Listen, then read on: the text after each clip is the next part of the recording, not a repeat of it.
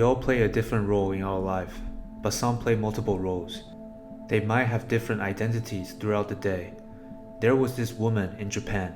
She was a respected regional manager for one of the top companies in Japan, but she was also working for an escort agency at night.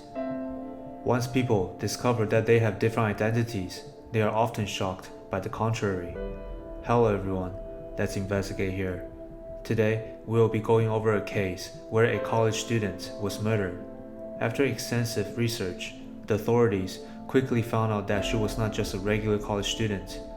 She has another identity that none of her close ones know about, not even her family.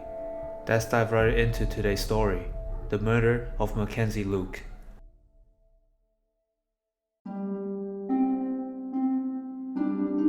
Mackenzie Speth Leuck was raised in the city of El Segundo in Los Angeles County. She attended El Segundo High School, where she was on the swimming team and played water polo.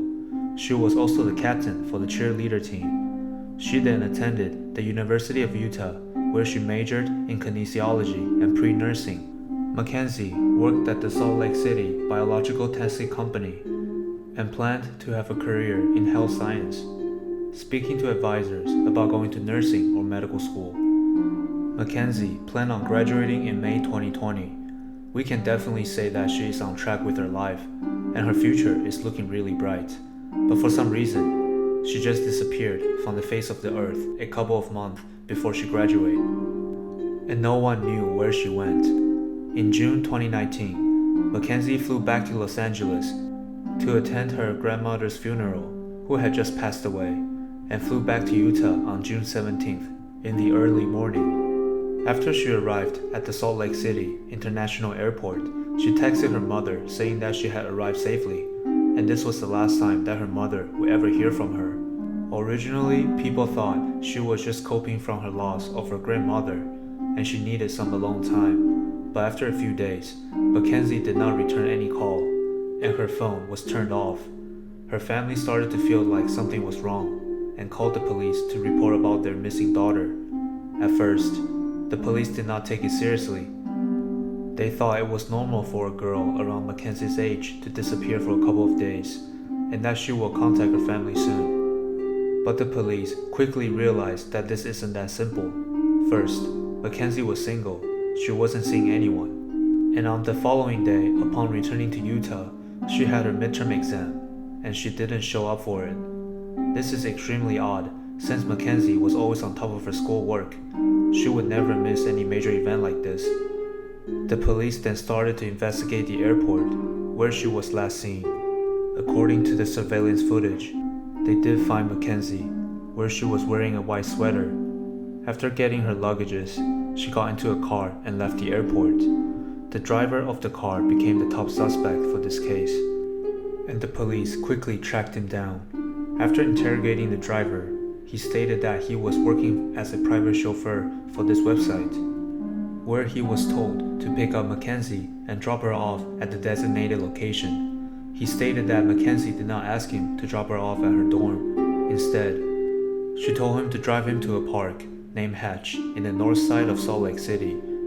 When they arrived at the park, it was 3 a.m. already, and there was a car waiting for Mackenzie. According to the driver, a man came out from the car and gave a hug to Mackenzie, and they seemed pretty intimate. It was so dark that the driver did not see who the person was. He couldn't even tell if the person was a guy or a girl. He quickly received another pickup request from the website, therefore he left the park. After validating the driver's statement, the police confirmed that everything he said was true. Therefore, he has an alibi, and he could not be linked to Mackenzie's missing.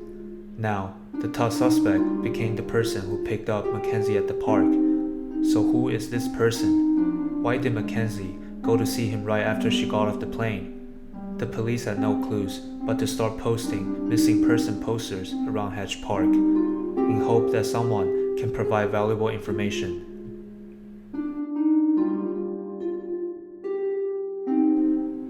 A few weeks had passed, but still no progress for Mackenzie's missing case. One day, a person named Rob Joseph contacted the police and stated that he saw Mackenzie in the local bar before. Rob was a police officer before, but now retired and working as a private detective. Mackenzie was sitting alone at the bar, and Rob began talking to her.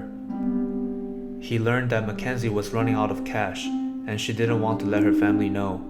Therefore, she registered on different dating websites, where she clearly stated that she is only looking for males that are older than 35 years old, and can pay for all her expenses. Yes, she was looking for a sugar daddy. Rod did tell Mackenzie that this is a dangerous move, as oftentimes we can't fully trust people we met on the internet. They might act a certain way to make you feel safe and comfortable around them. As soon as you let off your guard, their real side will show. But Mackenzie just replied that she knows how to tell if a person is evil and dangerous, and she will be just fine. 3 weeks later, Rod saw the poster about the missing Mackenzie, and he contacted the police right away. He thought it might be related to one of the sugar daddies from the website. This news shocked the police and Mackenzie's family, because they all knew her as a shy girl who wouldn't even bother to talk about guys. No one was expecting her to be a sugar baby. After the police got this lead, they quickly searched multiple online dating websites, and as expected, they found Mackenzie's profiles. And from some of the messages, we can tell that Mackenzie is probably in this game for quite some time already.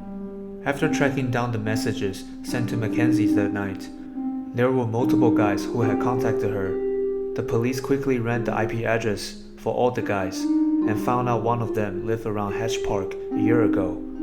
The man goes by AJ, and the police decided to pay this guy a visit.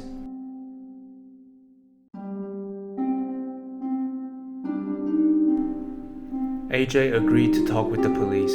At first, he seemed calm and normal. He stated that he had never met a girl named Mackenzie, and he had nothing to do with this. He explained that the reason why his IP address was exposed was because he rented out the room on Airbnb, so it might have been one of his tenants. But after looking over AJ's phone, the police found out that he did register on the dating website, and he also had Mackenzie's phone number saved. AJ had no choice but to confess. He said that he had been talking to Mackenzie since 2018, but after sending a selfie over, she stopped replying to him. He said that maybe it was because of the color of his skin, and tried to play the victim here. But the police quickly found out that AJ was lying. In his bio, he clearly stated that he is black. Now, AJ is their primary suspect, but they did not have enough evidence to bring him to court. The police took AJ's phone and brought it back to the lab to do more analysis.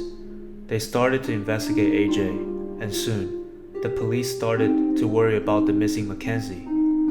AJ's full name was Oyola Ajayi, and he is originally from Nigeria. He held a green card which allowed him to stay in the United States.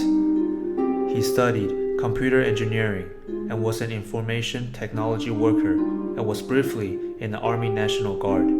He was also a writer. He wrote Forged Identity and was sold on Amazon before. So what is there to worry about? He seemed like an educated individual. According to his criminal record, he sexually assaulted a woman who he had met on the dating website and invited to his residence. AJ was also investigated in connection with the rape reported in 2014. He has also been accused by his ex-wife of threatening to have someone kidnap and kill her, leading her to cut off communication with him. She also reported that he would get real aggressive when she didn't do what he demanded. One time, he was swinging a kitchen knife at her, resulting in multiple cuts in her arm, according to a contractor in April 2019. AJ asked him to build a secret soundproofed room under the front porch, with head height hooks on the wall and a fingerprint scanner for entry. AJ claimed that he wanted to hide alcohol from his Mormon girlfriend. The contractor was uncomfortable with the request and turned it down. A cleaner separately said that she noticed a lot of cameras in AJ's home, especially in the master's bedroom. Now, a darker side of AJ was revealed. On June 18th, just 2 days after the disappearance of Mackenzie, AJ's neighbor stated that she noticed him burning some flesh in his backyard because the smell was obnoxious. She knocked on his door and told him to put off the fire, otherwise she would call the police. AJ didn't hesitate and ran to his backyard and put off the fire. After hearing all these, the police began to have a scary thought about Mackenzie. Did AJ kill Mackenzie and was burning her remains in the backyard? Back in the lab, the team did further analysis on AJ's phone. They found out that on June 17th, around 3 a.m., he was around Hedge Park, where Mackenzie was last seen. With all this evidence, the police quickly arrested AJ and sent another team to search his house. The police brought a cadaver dog, and right when he entered the backyard, the dog went into a frenzy mode and started digging into a pile of soil with no grass. The police quickly found Mackenzie's ID, clothes remains, and also body remains. After running the DNA test, it was confirmed that the remains belonged to Mackenzie. AJ knew there is no way for him to act innocent anymore, so he admitted that he murdered Mackenzie. After they met up at Hedge Park, he took her home and killed her. He was planning to burn the remains, but the neighbor complained, so he took the body to a nearby valley and buried it in the forest.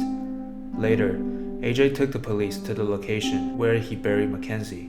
On July 5th, police reported that Mackenzie's body had been recovered in Logan Canyon. On October 7th, AJ pleaded guilty to first-degree aggravated murder and third-degree desecration of a human body in connection with Mackenzie's death. In exchange, prosecutors dropped charges of aggravated kidnapping and obstructing justice and removed the possibility of the death penalty.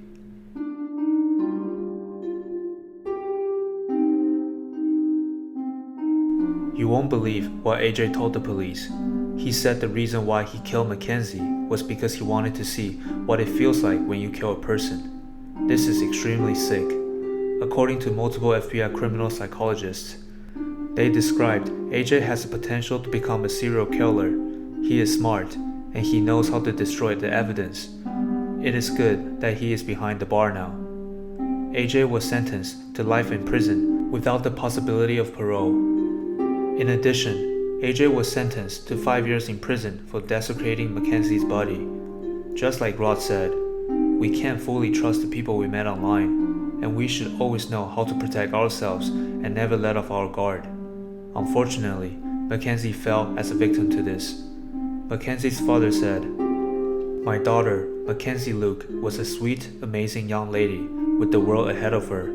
She was a kind-hearted person that cared about others. Now, I will not have the opportunity to see her blossom in life." It was definitely heartbroken to hear his speech. I can't imagine what Mackenzie's family had gone through. In the world of social media, we need to learn how to protect ourselves from these dangers.